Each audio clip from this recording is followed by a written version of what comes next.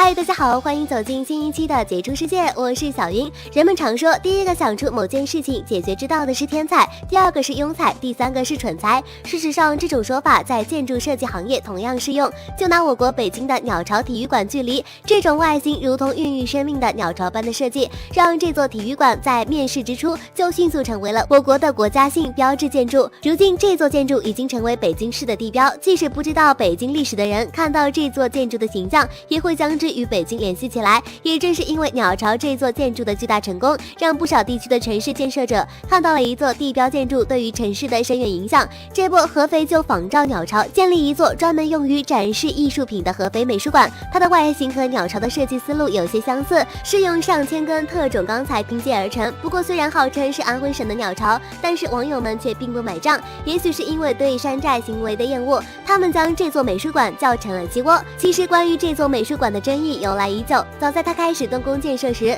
人们就已经发现这座建筑的设计构思与鸟巢相仿。不仅如此，在它即将完工的前夕，这里还被爆出施工过程中出现墙体渗水脱落的严重问题，许多人也因此质疑这座建筑的设计是否合理，还有人借机讽刺这种花费2亿建造的建筑只能换来10个不锈钢盆。不过这座建筑的好坏只能等到时间来进行判断了。其实即使在鸟巢刚刚开始建设的时候，因为它独特的设计思路就曾经引起过众人的不满，但随着时间的推移，事实最终证明鸟巢设计者的成功。小伙伴，你们有没有去过鸟巢呢？好了，今天就为大家介绍到这里，下一期的杰出世界会带你去更有意思的地方，欢迎大家给小云点赞评论，记得点击视频右下角关注哦，原创不易。